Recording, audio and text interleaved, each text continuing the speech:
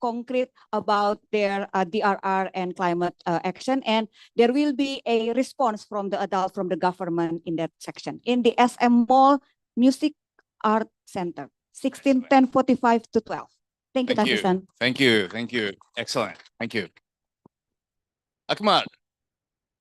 First and Nisambulabinaka, ladies and gentlemen, my name is Akmal Ali and I represent the Pacific Islands Association of Non-Governmental Organizations. PIANGO is a membership organization based in 24 Pacific Island countries and territories. I have a very quick question to ask. How many of us are from Pacific Island countries and territories? Not from Asia, Pacific. Let's put our hands up. Come on, just put our hands up. And there's like what, just 5 of us? And how many of us are from Asia? Come on, everybody put your hands up. Asia. You see what I mean? You see what I mean? Who's dominating? Yes? So the whole idea is to bring to your attention that there are 24 Pacific Island countries and territories, out of which 10 are still colonized. While you come from independent countries, you talk about your civic space restrictions, you talk about challenging your governments. In the Pacific, there are territories or countries that are still colonized.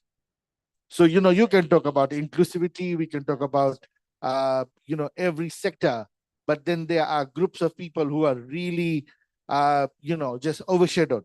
Indigenous people, women, children, and all they want is to have some kind of self-determination. I hope UNDRR doesn't ban me in the next conference. But, so the thing is, we need you, just like Papuji and some of our leaders, Atehia, and of course ADRN, and some of our colleagues who have come and, from the last meeting, are working very closely with us, including us in your meetings. We need that spirit of inclusivity with the people of the Pacific. We need you to think of us. We need you to be inclusive of us, because that's what makes Asia Pacific. It's no longer Asia, because before I used to be the one, and then the rest 400 used to be the Asia. So now we are at least 5 in this room. So with that, I thank you. And please, when you're considering doing something, think of the Pacific. And I'm here with my colleagues in the conference. Be very open to approaching us and even challenging us, but include us. Thank you very much. thank you. Okay. Hello, good afternoon. I'm Dan Diaz from Sustainable Energy and Enterprise Development for Communities, and now the national focal for the GNDR in the Philippines. For the past 10 years, we've been responding with the Super Typhoon Haiyan. And during the COVID pandemic, you see how the works of reaching out to grassroots, right? We can't travel, you can't travel, you can do operations locally, but we have made a lot of impacts in the affected areas. So ask yourselves, those INGOs, those who have the funding, have you been partnering with local grassroots CSOs in Asia Pacific? Because not only that you're in the Pacific, my friend, Philippines has also islets. In every talk that we give in climate justice, we always include the small island vulnerable countries. You have been also a part of that, even Indonesia. So the question is, what motivates us to keep going? We already say capacity sharing. Then there is what we need is financial sharing, partnership, brother, sister. If our global north, have a different system. And what motivates us is like impact, measurement, and management. You always say, what's our impact on SDGs? What will be the tool, right? How we can do measurement, how we can manage. So in this In this statement, I will include the importance of impact measurements in terms of achieving the SDGs and managing it. And in that way, we be happy that we've contribute, no matter how small we are in the grassroots community or how big you are in helping other small island, to include them in this response for disaster. Thank you very much. Excellent. Thank you. Thank you. And I think that relates very much to the evidence, the need for evidence that we've been talking about as well. Okay, so we have 10 minutes. Let's do sharing of your events, sessions, booth. Yes, please. Yeah. Thank you. And also hello, good afternoon, everyone. So I'm Lin from Vietnam. I'm working for ActionNet and speaking to the events. So just now we mentioned a lot about the participation of young people and also children. And also not to forget another very important stakeholder, which is who? Which is like our mom, our daughters, our auntie, which is women, right? There's a research say that with the effective engagement and also leadership from women, disaster risk can be reduced by three or to up to like 5 times. Yeah, so this is the key findings from our 6-country research that conduct and support by ActionNet. And we have the media briefing session tomorrow's 1 to 1:30 p.m. as the International Media Center. And you are invited to be there to understand and also to learn more how women participant in disaster risk reduction can change the game. Yeah, thank you very much. Thank you. Excellent. Who else wants to share your sessions, events? Okay, you in the back. Yeah. Yes, and also just quickly reminding that we're talking about youth, it's great, but we also have people with disabilities, and this time it's not just event for people with disability, of course, but on the 16th, it's a joint collaboration between the disability stakeholder group, gender stakeholder group, and also CSO, of course. There will be Piango representative speaking there. It's about inclusive and impactful. 3 o'clock, no, 1:45.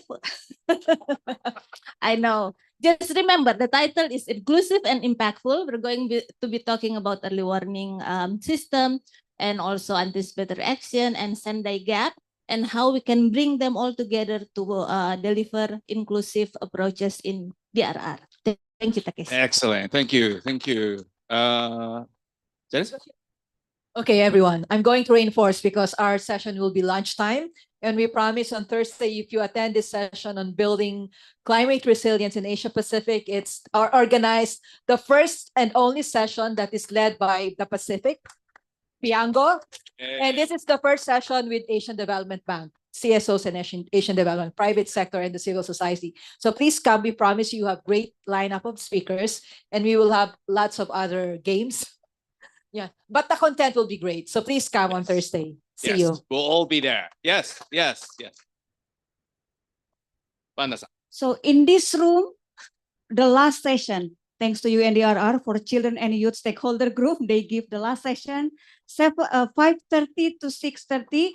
You will see a impressive performance from 5 groups from 12 countries of children and young people. So please be here for 1 hour to really see and listen to them within this specific room. Yeah. You know, I hate to make this announcement right after that. I know the award, but then maybe half Takeshi-san. Half, yes. I believe it will be like art performance to really show the 5 commitment and recommendation from children and youth. For those of you who don't understand what half means that we're talking about, from 5 o'clock to 6 o'clock, there's going to be a local leaders forum. 4 local leaders will be awarded today in room 3, 5 to 6 in room 3, meeting room 3. You are welcome to participate for the first 30 minutes and then the last 30 minutes come here instead. Yeah. Okay, all right. Okay, so there is a learning lab, which is the title is The Critical Role of Water Security in Achieving Pacific Resilience. Too much or too little? It will be on Tuesday, 15th October, 3:30 to 5 in meeting room number 6. This meeting will have people speaking, Pacific water experts, and in my role as the co-chair of the Pacific Technical Working Group on Water Security for the Pacific, I will be moderating this session. So I hope to see you here and talk about this. But very importantly, since this is also a CSO forum, I have one thing to say. Maybe we need one outcome or something from this forum. Yeah, we need to start working for the dignity of our people. We need to be people-centric and people-focused. As Papuji has said, in order to have dignity with our people and communities, we must now work towards removing stickers and labels and logos. We spend too much money in printing these labels and stickers and logos and putting it on items that we want to distribute it to people so that they know that this particular donor has given us this. Maybe it's high time donors agree that we can divert that money towards more of the relief supplies. So if you're in favor with me, say aye. All right, Asma. Hello, everyone. This is Asma Salim. I am working with ICWA. It's a global network of NGOs. We are going to have session right away at 3 p.m. on the inclusive DRR. And we are going to have a very inclusive and very dynamic group of people coming from Pacific as well. So please join at room 2 and 3 right now. And then there's going to be another, which we will be presenting civil society. It will be tomorrow at 1:45 in Samuel Hall, and it will be on the early warning for all multi-stakeholder forum. So please do join those. And also we have booth as well. We are sharing with our members as well. So please do join booth P6. I'm not wrong. Yeah, P6, and we would love to see you there. Thank you. Excellent. Thank you. Anyone else wants to share your sessions? Yes. Perhaps you'd like to consider doing Inclusivity Day on Wednesday. So before their session, the Women's International Network on DRR will be hosting a partner event called The Faces of Resilience, how diverse DRR champions catalyze community-led transformation. I am from the Oscar M. Lopez Center. We're doing a project on deaf inclusive climate action. And the only deaf panelist, Ms. Carolyn Dagani, will be there. So you may want to talk to her directly about what inclusion or exclusion means for climate action. This will be on the 16th at 10:30 to 11:30 a.m. Banquet halls 1 to 3. Thank you very much. Thank you very much. Anyone else? Okay, yes, Happy.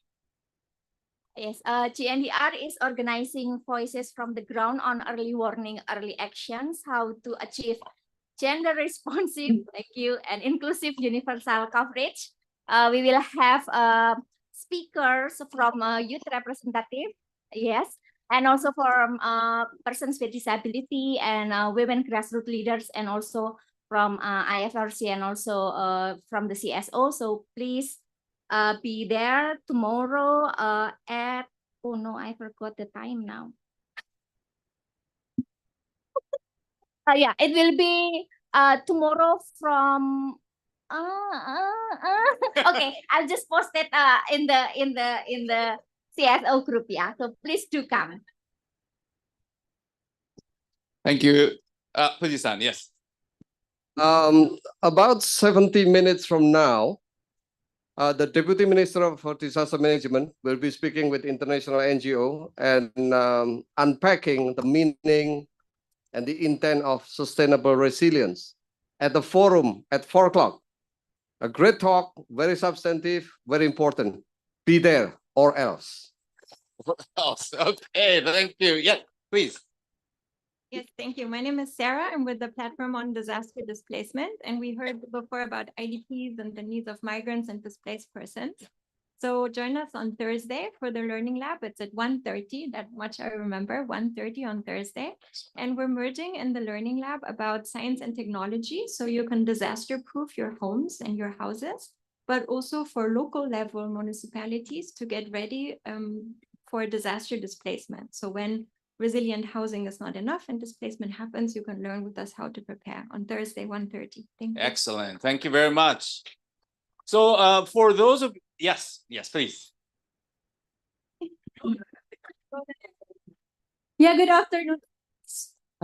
Good afternoon, everyone. Yeah, I'm Nanette Antiquesa from the Victims of Disaster and Calamity sector. So the Philippine Statement of CSOs and Basic Sectors is already read. Sorry, we're late because we're on traffic and also had to finish that result of the 2 day summit. But thank you, May for having that statement read here. But I'd like to invite everyone as well, to that NAPSI Basic Sectors led event on October 16 at 2:30 to 3:30 that will be highlighting the link between poverty reduction and disaster risk reduction and the role of the basic sectors in building resilience of communities. Thank you very much. Thank you. Okay, yes, last announcement. Okay, lastly, I just want to say that gender stakeholder groups is also having the help desk in the lobby, and the help desk would be focused on gender responsive DRR. So we'll have different sessions and discussions. So please come by and join us. Yes, let's all go there. Yeah. For those of you who are not part of the CSO WhatsApp group and you want to be, for ADRN, EXCO, and Secretariat, can you raise your hand? Can you raise your hand so that the other people will see? So please speak to any of us, and we will happy to show you the QR code and add you to that WhatsApp group if you're not there already. Okay, so the time is up. So enjoy the week, everyone. Thank you very much.